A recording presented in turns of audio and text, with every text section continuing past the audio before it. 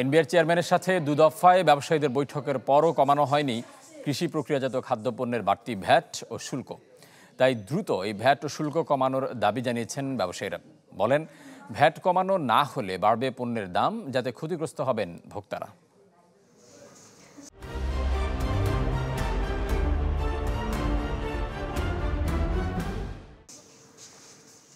মাসখানেক আগে অর্থ বছরের মাঝামাঝি এসে শতাধিক পণ্য ও সেবায় শুল্ক ও কর বাড়ায় এনবিআর। তবে নানা আলোচনা সমালোচনার পর কিছুটা কর কমানো হয় ঔষধ, রেস্তোরাঁ সহ কয়েকটি সেবা ও পণ্যে।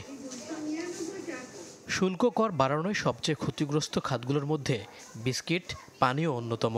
সংশ্লিষ্টরা জানান, এনবিআরের এমন সিদ্ধান্তে বাড়বে পণ্যগুলোর দাম, যার প্রভাবে কমবে বেচা বিক্রিও। তাই সমাধানের আশায় আবারও এনবিআর চেয়ারম্যানের সাথে বৈঠকে বসেন ব্যবসায়ীরা। পরে সাংবাদিকদের জানান, কর হার বাড়ানোর প্রভাব সরাসরি পড়বে ভোক্তার ওপর।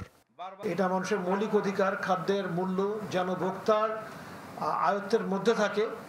খাদ্যের মূল্যের উপরে কোনো রকম শুল্ক এবং কোনো রকম সাপ্লিমেন্টারি ডিউটি বাড়ানোটা আমরা যুক্তিসঙ্গত মনে করি না। ফিনিশ প্রোডাক্টের উপরে যখন ট্যাক্স বাড়ে, যে কোনো ট্যাক্স যখন গভর্নমেন্ট করে, অটোমেটিকলি দাম বাড়বে। দাম বাড়লে ভোক্তা ক্ষতিগ্রস্ত হলে আমাদের সেল কমে যায়। সেল কমে গেলে আমরা ট্যাক্স কম দিতে বাধ্য হই এবং শ্রমিক ছাঁটাই করতে বাধ্য হই।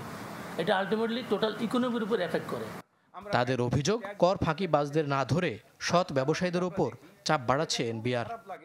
যারা ব্যাট দিচ্ছে তাদের উপরে বেশি চাপাচাপি করে, যারা ব্যাট দিচ্ছে না তাদের কাছেও এরা কেন যায় না, এটা ঠিক যায় না এরকম না, ওরা আন্ডারগ্রাউন্ডে কোনো একটা করে।